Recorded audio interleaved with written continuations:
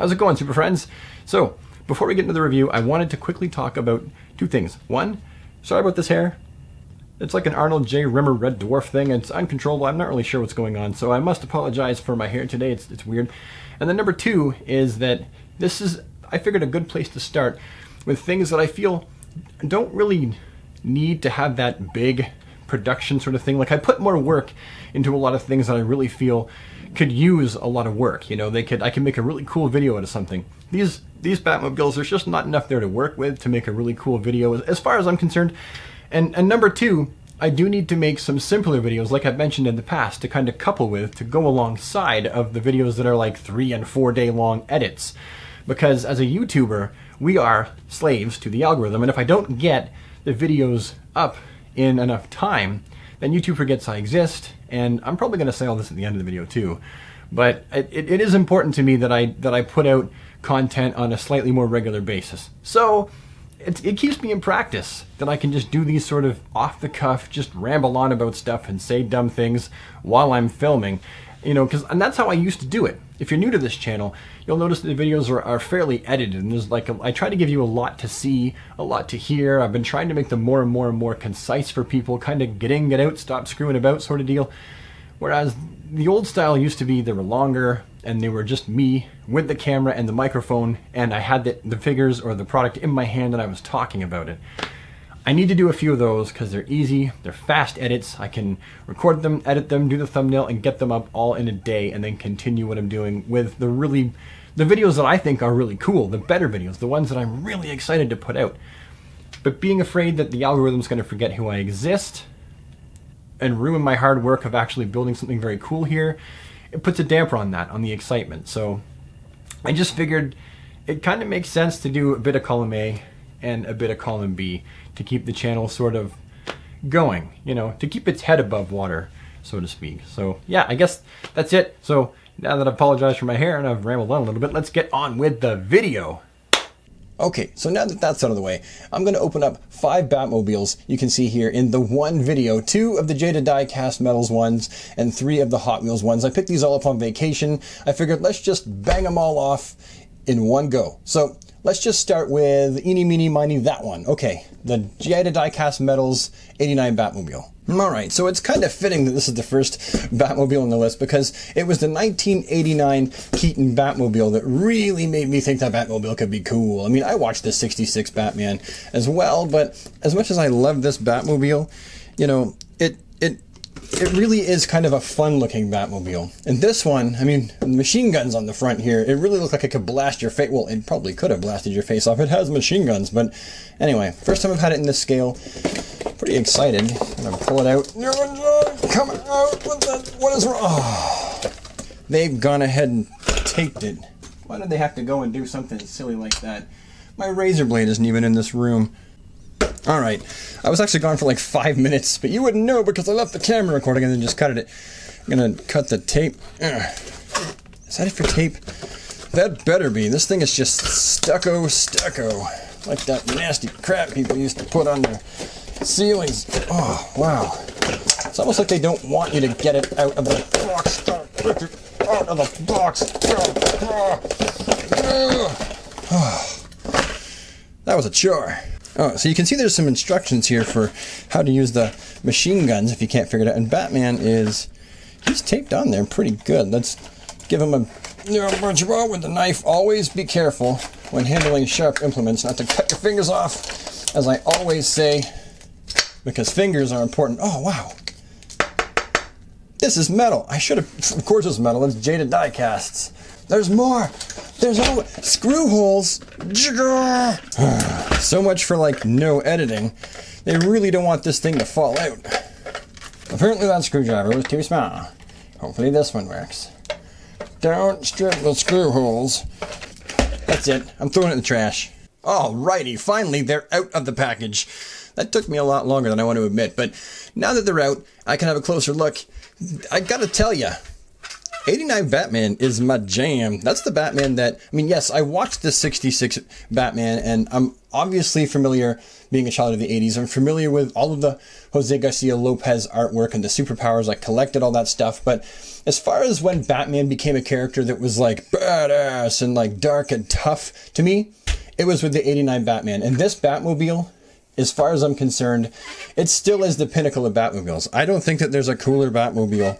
This is it for me. So it's really exciting that I've got it finally in this scale. So let's just take a little bit of a closer look at this thing. For one, remember those machine gun holsters that opened up? Yeah, they just rotate. You can flick them open and you can flick them closed. Open, closed, just like that. I gotta tell you, I was surprised to see machine guns as a kid in a Batmobile, but I was like, it kind of makes sense. If Batman had to, do what he did, you'd probably want to have machine guns in your car too. The back of this opens up to show you, oh, well, that's interesting. I'm going to try and get the light in there for you. That's the inside of the turbine. That's cool. I like that they included that detail because they could have actually very easily just skimped over that and not shown us what the inside looks like. And then the cockpit, as you've seen, obviously opens up and we have a Batmobile for two, which is nice because quite often they're just one-seaters that they show us. But because this isn't really designed for any figures to go in, they just, they made it a two-seater, which is cool. And I just want to point out that although this figure comes, I'm going to in frame there, this figure comes with the Batmobile, you can see that there's no real way he could comfortably fit in it without needing to cut the hatch off and have his head stick out, let alone two people his size. So this figure is actually not really properly in scale with the cockpit of this Batmobile. But this looks really good for something as small as it is. The belt is painted. That's actually really good for something that small. And the emblem on the chest, it could be a little better. But again, for stuff this small, I try not to be quite as judgmental. The eyes are a little bit wonky. If you're lucky, I've remembered to take some close-up pictures as well. Oh, and then you got the back of the cape. Like, the details are there, right? The bat scallops on the back. Oh, look at that. Turns out Batman gets all of his capes made in China. Good job, Batman. Way to outsource. All right, Batman, get on in there, close her up. Let's get the next one going, which will be the smaller version of one and the same Batmobile. This one's, as you can see, it's by Hot Wheels here. And you know what? I did see all of these when I was in the States. All of them, and I only picked up a few of them. But again, this is cool. I had a Batmobile of this size before from '89, but I had the really old one from Ertl. So this is neat. This is going to be obviously far superior to anything Ertl could have done. Hold on, let me just zoom the camera in. All right, so this one does pretty much the same thing. You got the slidey cockpit, Batmobile for two on the inside. It's going to have all the same details, only it's made by Hot Wheels, and it's actually not as good. Jada actually makes a Batmobile in this scale, if I'm not mistaken, as well, and it is actually superior to this one from what I've seen. Like this Batmobile, as you can see, it's got the shiny silver rims, and the Batmobile never had shiny silver rims like this. The front of this one, they've kind of messed up with the headlights, because they're silver, and the Batmobile didn't have bright silver headlights. It's always been painted as yellow. And then all this stuff here is a kind of a silvery metallic cover. But you know what? The details are good. For something this small, I mean, I'll leave it the way it is. I'll pick up the Jada one too eventually and do a comparison. But it's alright. I mean, it's got rubber tires, rolls just as easy as the Jada one does. It's, for a Hot Wheels product, I mean, they do some pretty good stuff. This is actually alright. I didn't pay that much for it. It was like, I think $6 or something like that. So, let's get some few close-up shots of it for you. Front to back, side to side. I'm just talking, saying stuff, because that's what you're supposed to do. Say stuff. And there it is.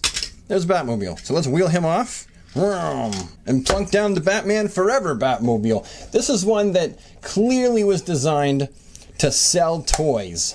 I mean, it's obvious that this was made specifically, to sell toys to kids. Because this is such a kid-friendly, marketable, action figure-esque Batmobile. Hold on. Let me adjust the camera here so you can get a closer look. Alright, camera adjusted. And let's take a bit of a closer look at this thing. So let's start at the front here. Have a little peek at the front. I like this design. Again, you can really tell that this whole Batmobile was designed to sell toys to children. Like, absolutely. In the movie, this thing lit up and it was big and bright. it was fun. It was a lot less serious in comparison to the 89 Batmobile that Keaton used to ride around in. And I mean, I know why they did it, right? I mean, they really went with a less serious tone after the first and second Batman movies. I prefer them a lot. But this is by far not the worst film Batmobile, the worst screen Batmobile. I think that it captures the basic feel of what a Batmobile should be, right? You got the big window in the front, you got a big front end, you got some bat fins on this Batmobile. Like, it's not terrible. It's not the worst design ever. However, there are some things that I'm like, it's kind of silly, like the bright silver hubcaps or the rims on this one with the bat. In the movie, I don't recall them spinning. Maybe they did, but I'm pretty sure they just stayed stationary and the wheels span behind them. We got the silver jet rocket booster on the back there. And we got all the silver, the shiny chrome detail work on the inside. Flip open the cockpit, just like the 89, and it's all silver. Why is it silver? I'm so rich I make my Batmobile's interior completely out of sterling silver.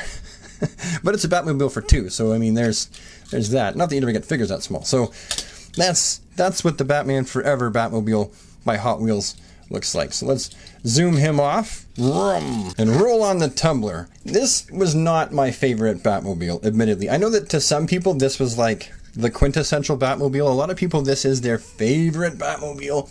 And I get why it is. It's the most believable in a sense. Like if Batman was going to be this big badass crime fighting, rich dude, I mean, this kind of makes a little bit more sense as a vehicle that he would drive in. It's well armored. It's pretty much a tank, without tank treads is what this thing is.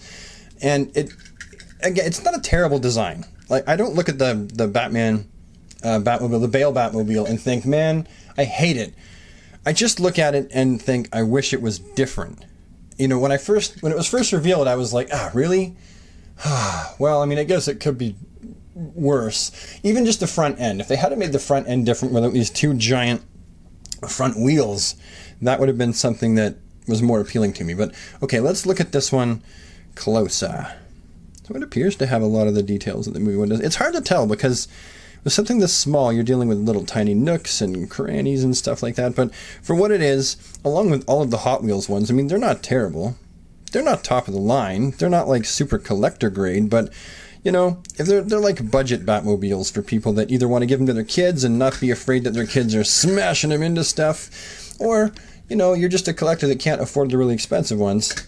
So here they are, all of the Hot Wheels Batmobiles in this scale that I currently own. I've had this one for like ever, but I'll likely get the Dawn of Justice one as well, and that'll be it for this scale as far as movie Batmobiles from Hot Wheels goes. However, I would like to start collecting this scale of Batmobiles in general. Like, I used to have a few of the Corgi ones, and I gave them to my kids when they were little, and they destroyed them. So I think I'm probably going to start picking up the ones from Corgi, because they're all comic-based, and there's like a slew of them. So that's going to be next on the list. Anyway, so this is this scale. Let's get into the last Batmobile, which is this one. This is the one from the Justice League. It has the cannon on the front in comparison to the one that was from Batman v Superman. Jada Die Cast Metals, and again, I still need that one and that one and that one. My life won't be complete until I pick them up. Okay, let's open this one up, and I'm not going to make you watch me open it. All right, and here it be, out of the package. No fuss, no muss. Of course, it came out way, way, way easier than the last one. Why wouldn't it? All the incriminating evidence is the one where it makes me look stupid. But, alright, so, first of all, let's take a little peek at the figure this time, rather than having a look at the Batmobile first. So, the color scheme for this looks nothing like the movie. Black, silver, and blue and gold. But, you know what? It's designed to sit on your shelf near the Batmobile and look kind of cool. So, it doesn't look terrible. Hopefully, I've included some nice high-res close-up shots of the figure for you that you're looking at right now, rather than just me holding it in my hands, which should be kind of lackluster and stupid. But there's that. There's the figure. And then we have the Batmobile, of course. This one is one of my favorite movie iterations.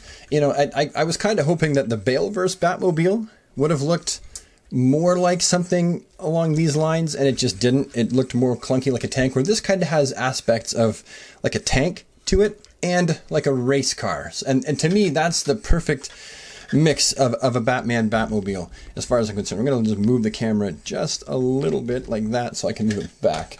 as far as I'm concerned, that's like the perfect mix of a Batmobile. It should be part tank, part race car. And I mean, there have been times when the Batmobile really has just been all race car. I point to the times when it was like a Corvette or whatever, but yeah, not bad. Oh, the front was taped on, and there's the cockpit on the inside. Cockpit for one. At least they're not hiding it. At least, like, the Batmobile only had one seat in it at this point, which I guess that's fair enough. He decided to put a gun, a minigun, in the passenger seat. Let's get some more light on that. Yeah. Well, I mean, Robin was dead, right? So, yeah, what? Too soon? Was that too soon? But yeah, I like this a lot. They've done a lot of hard work to try and, in a very basic, very simplistic way, capture the details of this Batmobile. I personally prefer it in black. So when I get the one from Dawn of Justice, I'm going to get the black version and not the gray version. I'm just not quite as down on the gray version. But yeah, it looks pretty good. That's the only movable detail that I can see is this. The gun. Does the gun actually move? Oh, I'm going to wager. I'm going to try and move it and see if it breaks. No, it didn't break, but it doesn't move. So that's it. That opens up. The wheels made out of a nice rubber. Nice and grippy. Looks good. So I guess that's it. Yeah, wow. That really is. That's it. So it's a Batmobile. No, a Batmobile. Ooh. And I think that's it. Also, like I mentioned before, honestly, this is not how I do all of my videos. This is the more simple style. This is actually how I kind of started off doing videos and then worked up to doing things that were much more difficult and took longer to edit. So, like I said, I'm going to be doing simpler ones like this that are really kludgy and silly and off the cuff and just a mess in comparison to the ones that are much, much better videos of mine. If you like this video, which I'd be surprised if you did, actually. If you're a new subscriber, then you're not used to this. But if you like the video, then leave a thumbs up so I know that you liked it. Also, if you think you'd like to become a super friend and join the DC squad, hit the subscribe button and ding the bell, because sometimes you get notified from that. It all depends if YouTube feels like it. Also, if you have anything to say about these Batmobiles or this video or anything like that, leave it down in the comment section below.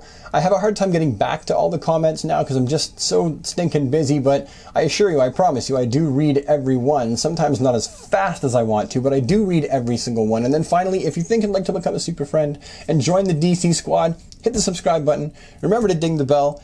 And then that way, hopefully you never miss a video. If YouTube actually lets you know I uploaded one, they don't always do that. And then, oh yeah, also, I'm just going to move the camera here. And if you would like to send me a letter or anything like that, I got this wall here that I'm working on. And you can send me a picture or a letter and I'll read it. I'm trying to start like a fellow fan mail segment where you're not my fans, we're all fellow fans. Our subscriber actually gave me the idea for that because I don't like the idea of being like, I got fans, because I don't. We're all just fellow geeks, right? So yeah, the P.O. box will be in the description. You can send me a letter or a postcard or a hand-drawn picture, and that'll be awesome. And I will see you next time. Thanks for watching, everybody. Have a rad day. Take care. Wow. Kludgiest video ever. I really gotta get better at this stuff that's off the cuff.